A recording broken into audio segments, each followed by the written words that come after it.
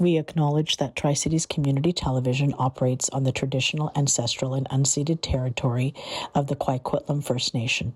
We thank the Quaquitlam who continue to live on these lands and care for them along with the waters and all that is above and below.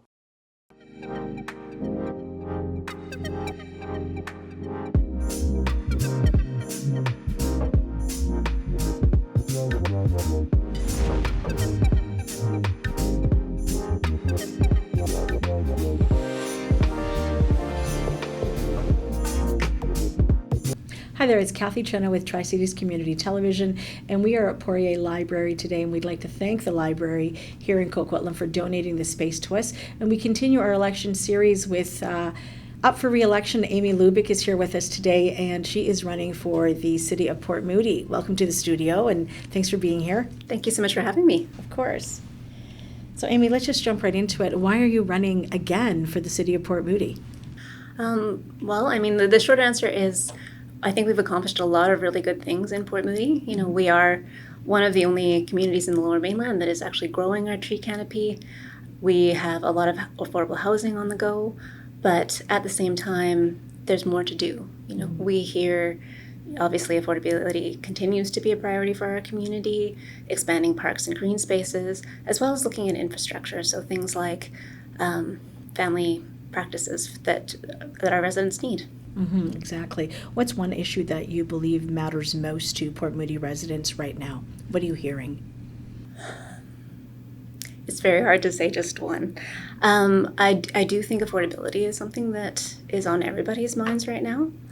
And so, you know, we have, as I mentioned, over 600 units of affordable housing ranging from just below market to deeply subsidized that are in the pipeline at the moment. And we have a number of purpose-built rentals that are coming down. And we've seen, because we're building so many purpose-built rentals across the Lower Mainland, we are seeing rents go down, which is really important. At the same time, I think there's opportunities to connect more people with things like the rent bank, which can actually help people get into stable housing. And we've heard from a number of nonprofits that they are interested in the Rental Protection Fund. And so with this change in economic climate, I think there are a lot of opportunities we can look at. Okay, that's fantastic. So if re-elected, we'll get into what are your three top priorities? I've expanded it from one now to three. So if re-elected, what are your top three priorities for Port Moody? Well, I think the top three would be a healthy community, affordable housing, obviously, and protecting our environment. With healthy communities, that's my background. So I used to work at the BC-CDC, working specifically on how do communities become more resilient to climate change, but also what are the design elements that actually help with social connectedness, which obviously we're also undergoing or experiencing a social connectivity crisis, if you want to call it that. And I think there's a lot of things that we can do to keep that at top of mind when we are seeing new developments comes forward. Port Moody does have a well-being guideline now for new developments. So that's looking at what are the connection spaces and, you know, how much natural light people get, courtyards, what can be included that really connects people to each other, as well as aging in place infrastructure, which is really important. Right. So I think, you know, affordable housing, healthy communities, and protecting our environment, as you mentioned. That's something that's very dear to you, isn't it? The environment itself, yes, of course. What would success look like for Port Moody, do you think, during your next term if you are re-elected? What are some of those projects that maybe you've been working on that you'd like to see come to fruition? Absolutely. One of the things that I've learned about recently, we do have an age-friendly city strategy. And I'd like to see more emphasis put on that. You know, we've been not struggling, but we have been trying to get things in line for the new provincial legislation. And some of the things that we are very passionate about have had to go on the back burner. But I think, you know, we have a lot of residents that are getting older. And so how can we make sure that we're designing communities where people from 8 to 80 all feel very welcome and comfortable? There's a new guide from Happy Cities on dementia-friendly and age-friendly cities.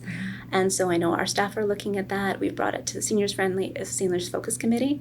And I've also talked to our first responders about Alzheimer's and dementia training.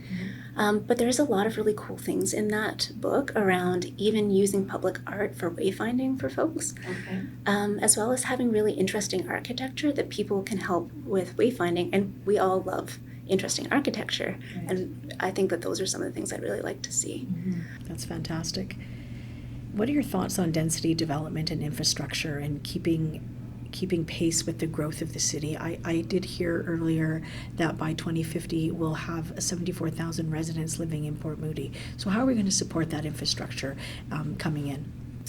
It's a really good question. I guess something to keep in mind is density can be done really well and it can be done very poorly. So I think as we're growing, making sure that we are developing communities that are multifunctional, they have affordable housing, they have commercial space, and that they have the parks that go with them. So those are things that we can negotiate. I understand the concern about infrastructure. When we think about infrastructure, there's hard and then there's the social infrastructure. So actually, Mayor Lottie and I are bringing forward a motion in 2 weeks, I guess, but we did give a notice this week on trying to how to find out how to get more doctors' spaces in Port Moody, because that is something that's our social and health infrastructure. We're also trying to talk with Fraser Health around what are the services that our community needs and what are the ways to bring in health-related anchor tenants to some of the new developments.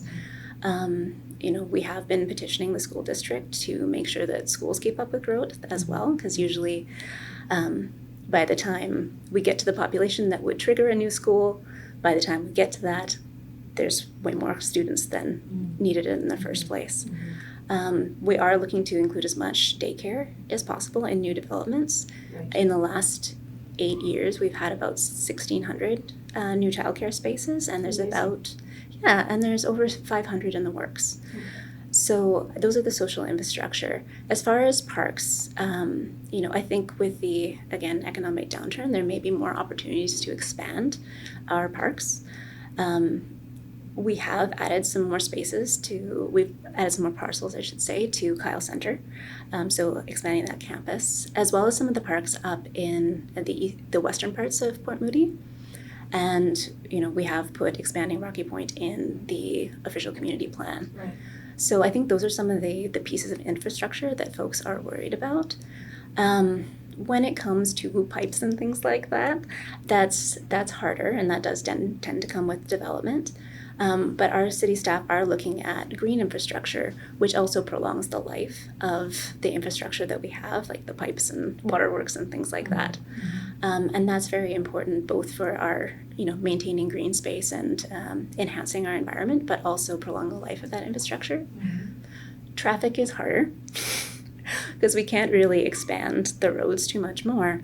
But we are looking at the St. John's redesigns where we can add more active transportation, as well as changing some of the HOV lane that's going west to east, because we have more traffic at that time of night. Right. So there are things that we can do to make it easier on folks, but we do need to keep paying attention to getting people out of their cars as well, and expanding our transit and active transportation infrastructure. Right. You touched on housing a little bit ago. It is a major concern. How are we going to balance growth and affordability, Al, at the same time as protecting Port Moody's little quaint character? I think one of the main things about Port Moody, that quaintness and the community feeling that we all really appreciate. There's a sense of belonging in Port Moody that not every community has. When we look at places like Sootabrook and Newport is the one that we think about the most, but those have a kind of connective character that people really appreciate, and we've won design awards for those neighborhoods. Right. So I think what's important is we make sure we keep those elements in any new neighborhood that comes to Port Moody. Those third spaces like coffee shops that we all get to know our neighbors at, again, the park space, as I mentioned, tree canopy, which also, there's a feeling of community that comes with trees. And we are trying to include those type of elements in our design guidelines, as well as, the Moody Center framework is designed to try to get everything that we want to get. At the same time, we're trying to bring the economic development to Port Moody, so all those mixed-use spaces, which also enliven the public realm. And I think it is that public realm of Newport and Cedarbrook, as well as, I was just down in the Clark Street area this morning around Queen Street Plaza, and there's a really special character there too. Yeah. So I think it's important that we have those design elements, but I think also the kind of programming that we have in Port Moody that brings people together and helps us celebrate together, I think that is also a big part of keeping that feel that we all love. What leadership style do you bring to council? I'm hoping collaborative. I'm probably not the loudest voice on council, but I think that is because I like to listen to what people are trying to say, and it's really about the goal that we're trying to achieve versus who's right and who's wrong. Also, some of my favorite things that we've achieved at council have been things that the community has brought forward. So I think listening is a skill that I bring to the table. One of the things that I'm really excited that Port Moody has is our standards of maintenance for rentals, which not every city has. And there were a number of residents that were coming forward and saying, I have issues with my rental, there's mold, etc. And there are avenues for folks, but they take a very long time and they get drawn out and not always satisfactory. So Port Moody now has that because we listen to the residents. Similarly with the tree canopy bylaw, or our urban forest management strategy, as well as tree protection. That was something that I was very passionate about, and so was Mayor Lottie. But there were a number of residents that we worked with that had an eye on the ground and experiences that we didn't necessarily. And so I think being able to listen to both my council colleagues and the community about what they're prioritizing and how we can work together is how I like to show leadership. Residents sometimes feel disconnected from municipal politics. How would you improve transparency and public engagement with them? One of the things that I would really like to do is investigate, oh dear, now I'm going to forget what this is called, but SFU at the Center of Dialogue has been doing some work on civic engagement, and it's a bit of and again, I'm forgetting the name of it, unfortunately, but the idea is you have a bit of a lottery of community residents that come together to solve certain problems. And I think that would really help us understand what are the priorities for community residents. Right. And it's also a forum where it's not as adversarial as sometimes town halls or public hearings can be. You get a really good opportunity to actually listen to each other and understand where people are coming from. So I think having something like that would be really helpful. I know that we've talked in the past about doing more just proactive information to community members. Even just why are we doing some of the things that we're doing? What are some of the things that you could celebrate? Because often we're just trying to say, hey, there's road work happening, and not like why, trying to improve safety or trying to improve traffic. There's a lot of things that are happening that people can be proud of that they don't necessarily know are happening. Right. What is one thing that you absolutely love about Port Moody? One is very, very hard. I will say one of the things that I love is that since our new boardwalk, all of the birds that are coming out, I love seeing all the people using that from, again, birders, because I'm starting to get into that myself, but also, it's a lot more accessible than it used to be. So there's people in scooters and people with mobility issues that are able to get on the water now. Oh, that's nice. And there's a lot of growth that's coming back as far as the native plants and things like that. So it's really helping the ecosystems. Tell voters something about you that they may not know. Something about me they may not know.